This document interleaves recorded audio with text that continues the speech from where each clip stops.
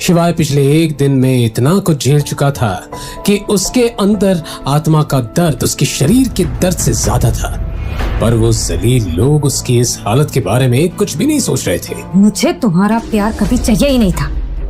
पहले दिन से मैं तुमसे नफरत करती थी। पता नहीं दादाजी को क्या नजर आ गया तुमने तो तुमसे जबरदस्ती शादी करवा दी। और क्या कहा तुमने? छोटे छोटे फोर्स क्या थे? लास्ट गिफ्ट तुमने मुझे एक नकली पर्ल का नेकलेस दिया था। नकली था वो। सुन रहे हो? मुझे बस तुमसे छुटकारा चाहिए। छुटकारा जरूर मिलेगा नंदिनी, क्योंकि अब तुम्हें ये इंसान जो मिल गया है। शिवाय ने यश की तरफ इशारा करते हुए नंदिनी से कहा, जो तुम्हें वो सब कुछ देगा जो मैं कभी नहीं दे पाया। तुझसे ज्यादा खुश रखूंगा इसे। और यू नो व्हाट, मेरा स्टैंडर्ड बहुत हाई है। मैं तुम जैसा कि मुझे नहीं लगता। अगले फिर नंदिनी का बर्थडे है, देखना मैं नंदिनी की इतनी बड़ी सरप्राइज पार्टी ऑर्गेनाइज करने वाला हूं ना कि सब देखते रह जाए। तभी तीखी नोकझोंक के बीच रेखा भी वहां आ गई और नंदिनी के हाथ पकड़कर उसे अंदर ले गई। भिखारियों के मुंह नहीं लगते नंदिनी, चलो।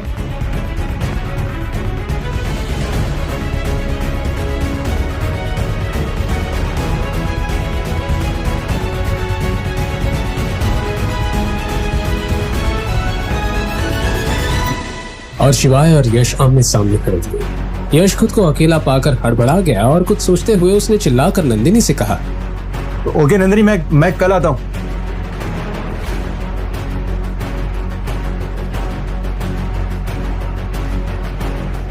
कल डिवोर्स के लिए रेडी रहना। और हाँ, अपनी बात से मुकर मत जाना। वहीं खड़ा सोचता रहा कि क्या सच में पैसों में इतनी ताकत होती है कि वो किसी भी इंसान को बदल सके? क्या आज के समय में किसी को प्यार की कदर ही नहीं रही? लेकिन शिवाय हार मानने वालों में से नहीं था। वो इन सवालों का जवाब ढूंढ कर ही रहेगा। आखिर शिवाय था तो खिलाड़ी ही, ना हारने वाला जाबाज खिलाड़ी।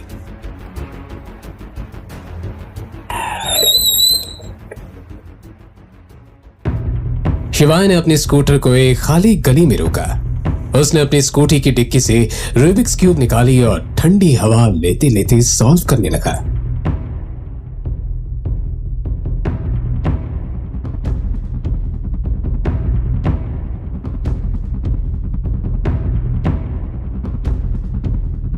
तभी उसकी आंखों में एक चमक आ गई।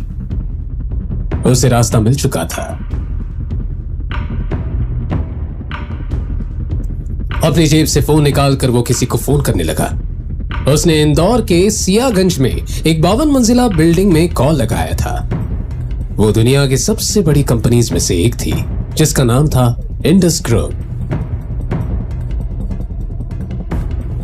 हेलो, दिनेश जी से बात हो सकती है? जी हाँ, बोल रहा हूँ।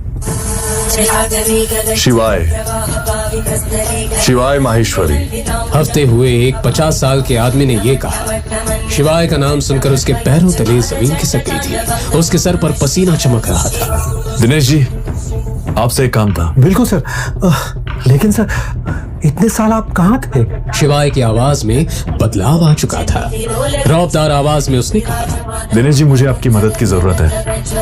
क्या आप मुझे बता सकते हैं कि 12 साल पहले इंदौर में सेंट्रल स्ट्रीट पे जो हादसा हुआ था, किडनैपिंग वाला, उसमें शामिल वो लड़की बजाज फैमिली की नंदिनी बजाज थी या कोई और लड़की थी? सर, 12 साल पहले का इंसिडेंट का पता लगाना तो थोड़ा मुश्किल होगा।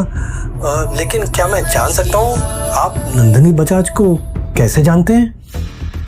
मैं नंदिनी बजाज को कल डिवोर्स देने वाला हूँ और सबको बता देना कि मैं वापस लौट आया हूँ।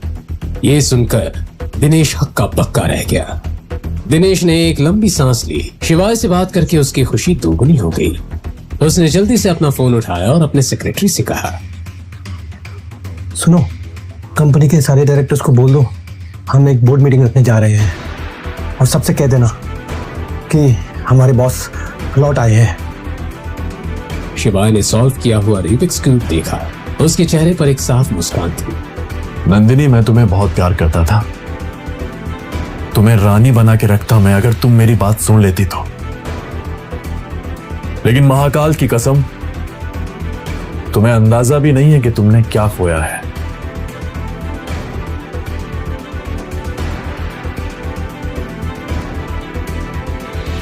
आगे आगे देखो होता है क्या।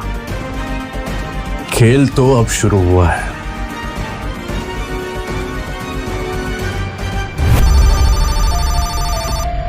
इस समय दुनिया के हर कोने में मौजूद इंडस ग्रुप के लोगों को मैसेजेस आने लगे थे। चाहे वो कहीं भी हो या उनकी पहचान कुछ भी हो, सभी को अपने फोन पर एक मैसेज मिला। मैसेज फ्रॉम इंडस ग्रुप, शिवाय माहेश्वरीज बैंक। इस हड़बड़ी में देव अंदर आया। क्या बात है, इतना हंगामा क्यों हो रहा ऑफिस में? देव वही लड़का था जिसने नंदिनी को 7 सोने का ऑफर उस पार्टी में दिया था, और दिनेश देव का चाचा था, जिस बात से शिवाय अनजान था। ये तेरे सर पे चोट कैसी? देव ये जानता था कि उसके चाचा उससे ये सवाल जरूर पूछेंगे। अब कुछ नहीं, वो एक पार्टी में गया था, थोड़ा सा झगड़ा हो गया था। ये सुनकर दिनेश के भाव तुरंत बदल गए। नाम बोल उसका। इंदौर शहर में किस माइकलाल में हिम्मत है कि तुझ पे हाथ उठा सके? देव बताना तो चाहता था, लेकिन बताता भी तो क्या कि एक निकम्मे पति से मार खाई थी उसने। ये उसकी शान के खिलाफ था। वो एक लड़का था और उसके कुछ दोस्त थे, अकेला होता तो बताता। देव हिचकिचा रहा था। दिनेश को इस बात की भनक लग चुकी थी। क्या चाहिए बोल। देव हिचकिचाते हुए बोला, चाचा, आपके फोन में उन लोगों के नंबर है ना जो मेरे लिए उस लड़के के हाथ पैर तोड़वा सकते हैं? आप मुझे वो नंबर दे सकते हैं? मेरा एक काम करवाना था मुझे। देव की बात सुनते ही दिनेश ने धीमी आवाज में उसे समझाया। तू मेरे बेटे जैसा है, इसलिए बता रहा हूँ। अभी हालात ठीक नहीं है, कुछ उलट पुलट हो गया तो लेने के देने पड़ जाएंगे। ये सुन के देव ने अपनी बात पर थोड़ा और जोर दिया। चाचा प्लीज, मुझे सिर्फ उसके हाथ पैर तोड़वाने और कुछ भी नहीं। दिनेश अब भी मना नहीं कर पाया और अपनी जेब से फोन निकालकर उसे देने लगा, पर तभी हाथ वापस खींच लिया। नाम क्या है उसका? नाम नहीं पता मुझे, मेरी क्लासमेट का पति है, बस मामूली आदमी, कुछ ज्यादा नहीं।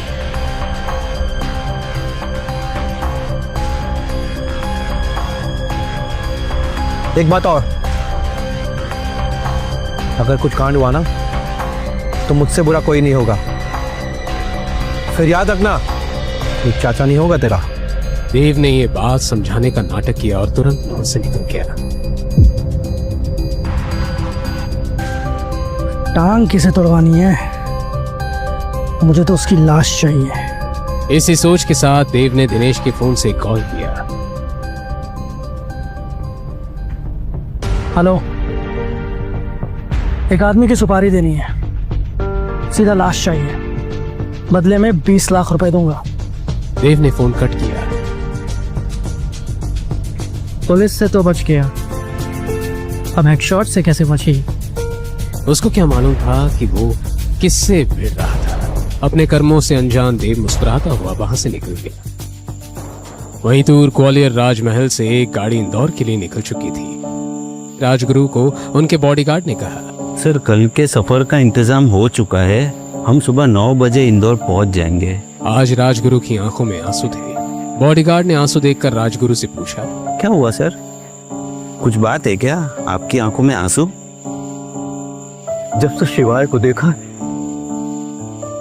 तब से खुशी के ये आंसू थम नहीं रहे हैं। इतने सालों से इंतजार था इस पल का, 3 साल हो गए उसे देखे बिना, और अब कल उसे देखना नसीब होगा। जय महाकाल, जय महाकाल की जय।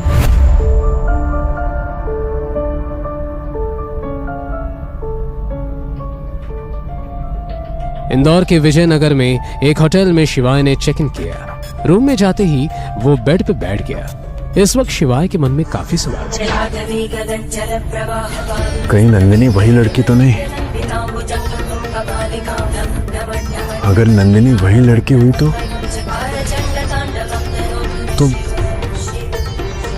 कैसे अपना पाऊंगा मैं उसे? मेरी इज्जत का क्या होगा? सही कर रहा हूं या गलत, कुछ समझ में नहीं आ रहा मुझे।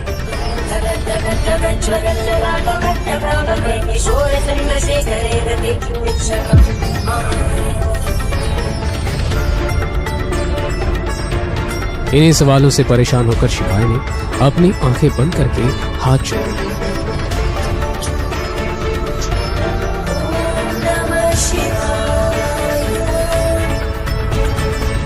ओम नमः शिवाय। ओम नमः शिवाय। ओम नमः शिवाय। ओम नमः शिवाय।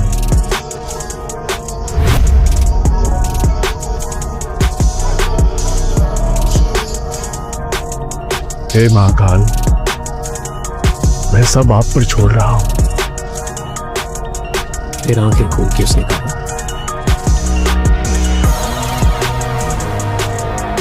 कल कोर्ट में मिलते हैं नंदिनी बजाज। अगली सुबह नंदिनी और यश फैमिली कोर्ट जाने के लिए रेडी हो चुके थे, लेकिन शिवाय का कहीं अता पता नहीं था। रेखा भी उसी को ढूंढ ढूंढ कर परेशान थी। पता नहीं कहाँ गया है निकम्मा शिवाय। ऐसे तुम्हें डिवोर्स का लालच देकर ना जाने किस बिल में छुपाई चूहा। छोड़ो ना मॉम, यहाँ नहीं तो वहाँ आ जाएगा। और वैसे भी आज तो कैसे भी करके मैं उसे डिवोर्स देकर ही रहूंगी। So you don't worry. चल रही यस।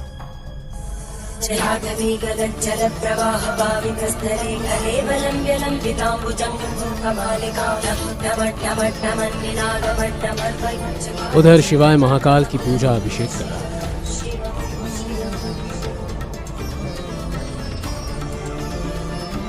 पूजा के बाद उसने जमीन को छूकर साष्टांग प्रणाम किया और मंदिर से बाहर निकल गया।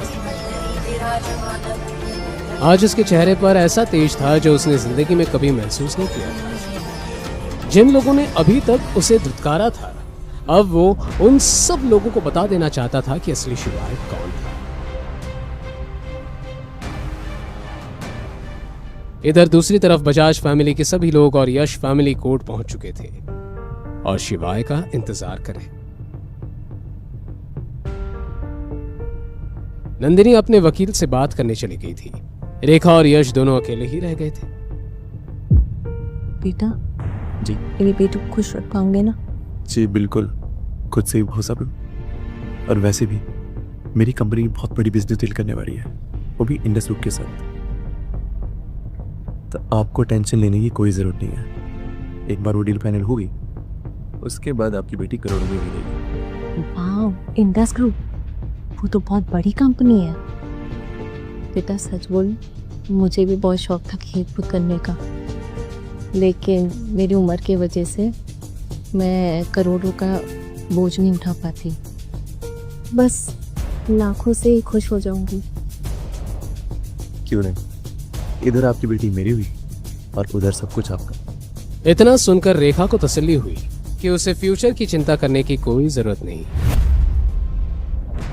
दूसरी ओर शिवाय अपने वादे के मुताबिक कोर्ट पहुंचा और नंदिनी को उसके वकील के साथ देखा। उसे देखकर शिवाय के मन में एक अजीब सी उलझन मच गई।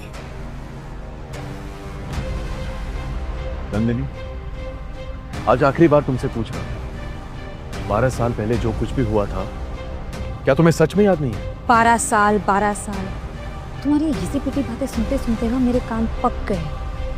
तो अपनी बकवास बंद करो और डिवोर्स पेपर्स पे साइन करो। नंदिनी ने शिवाय का ऑर्डर दिया और उसके सामने पेपर्स रख दिए, मानो उसे इस दिन का बरसों से इंतजार रहा हो। Don't do it, do it. Nandini, इस फटीचे को डिवोर्स देकर तुम बहुत अच्छा करोगे। बजाज फैमिली के टुकड़ों पर पड़ने वाले अब तेरा क्या हो?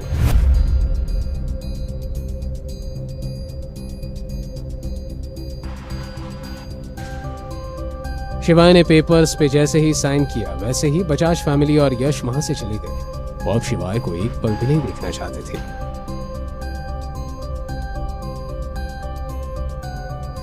शिवाय कोर्ट के बाहर निकला ही था कि एक लग्जरी कार कोर्ट के सामने आकर रुक गई।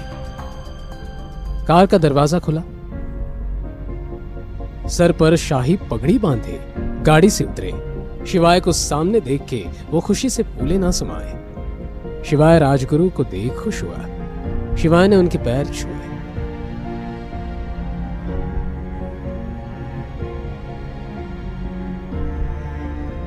राजमहल तुम्हारा इंतजार कर रहा है बेटा। एक राजा के बिना महल अधूरा है। अब ये बूढ़े कंधे जिम्मेदारियों का बोझ नहीं उठा सकते बेटा। चलो।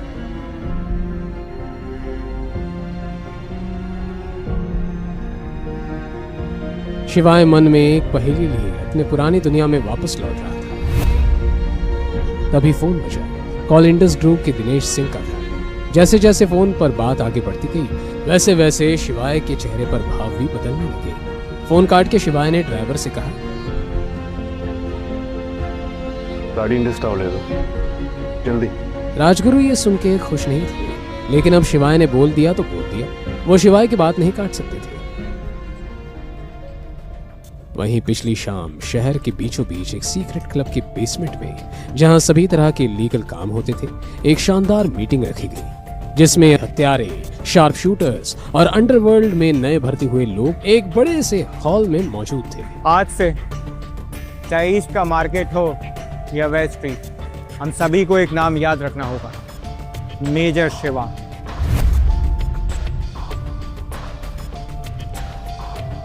अब क्योंकि मेजर ने फिर से आने का फैसला किया है तो हमें अपने मतभेद त्याग कर उनका स्वागत करना चाहिए। भूलिएगा मत, मेजर ने जो हम सब लोगों के लिए किया। मीटिंग जोरों शोरों पर थी। टेबल बजाकर सभी ने इस बात का समर्थन भी किया। पीछे खड़े दो नए किलर्स तागा और तेजा थोड़े कंफ्यूज थे। ये कौन है? इसकी बातें हो रही है, तू जानता है क्या? ना, बिल्कुल नहीं। वो देखा HR बैठा है, चल उससे पूछते। क्योंकि हेडशॉट इस बिजनेस का पुराना सूरमा था तो उन्होंने हेडशॉट से पूछना सही समझा। HR भाई, आप हमसे काफ़ी समय से यहाँ हो, काफ़ी एक्सपीरियंस भी हो। क्या आप जानते हैं ये मेजर शिवा कौन है? माँ कसम, अगर ये पार्टी नहीं चल रही थी ना तो तुम दोनों को जिंदा गाड़ देता और हमारे सामने खड़े होने की हिम्मत की। क्या तुम जानते हो 5 साल पहले क्या हुआ था? यही तो हम जानना चाहते हैं। 5 साल पहले अंडरवर्ल्ड पे एक सनकी आदमी आया था। वो भी किसी को मार देता था, काट देता था, यहाँ तक के जला भी देता था। पर उसका एक सपना था, पूरे इंडिया के अंडरवर्ल्ड पर राज करने का। तो कहते हैं ना, हर कहानी में विलेन को मारने के लिए हीरो को आना पड़ता है, और अपनी कहानी का एक ही हीरो है, मेजर शिवा। जब मेजर आए ना, उस बंदे की हालत पतली कर दी, यहाँ तक के रातों रात उसकी बनाई हुई अंडरवर्ल्ड तबाह कर दिया। मुझे आज भी याद है उनके गले का रुद्राक्ष माला। फिर क्या हुआ? उन्होंने सभी को चित्ते भीतर कर दिया। अपनी नाकों से देखा था 735 प्रोफेशनल किलर को मारते हुए, और वो भी बिना किसी हथियार के। उस बंदे की संगत में मैं भी न जाने कितने मासूमों की हत्या की। फिर क्या था, मेजर ने मुझे इतना मारा, चेहरे पर दाग दिख गया। इस दाग के ताव पे मैं उनका भक्त हो गया। महादेव का रूप है वो। हम जैसे बुरे लोगों के साथ भी इतना अच्छा किया। ये निशान आज भी मुझे उनकी याद दिलाता है। ये सुनकर तागा और तेजा की आंखें फटी की फटी रह गई। उन्हें बिल्कुल यकीन नहीं हुआ कि धरती पर कोई इस तरह का आदमी भी हो सकता है। अच्छा, तुम्हें क्या लगता है तुम कुछ भी कहोगे हम और उस पर यकीन करेंगे? क्या तुमने देखा है उन्हें कभी? मिले हो कभी उनसे? उस अंधेरी काली रात में एक अकेला शेर सभी की दिलों पे भारी पड़ा, समझे?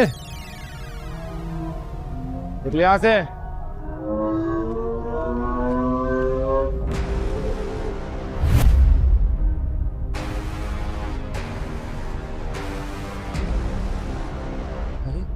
मालिक, देव बोल रहा हूँ, दिनेश का भतीजा। माँ कसम, छोटे मालिक, आपकी आवाज डिट्टो मालिक जैसी है। बताओ क्या काम है? एक आदमी का एनकाउंटर करवाना था। माफ कीजिएगा, अभी मैं कोई काम नहीं ले सकता। 5 लाख दूर तो भी नहीं। माँ कसम, बात पैसों की नहीं है, अभी समय ठीक नहीं चल रहा है कुछ रूल्स है जो मुझे फॉलो करना पड़ता है। और अगर 10 लाख दूं तो?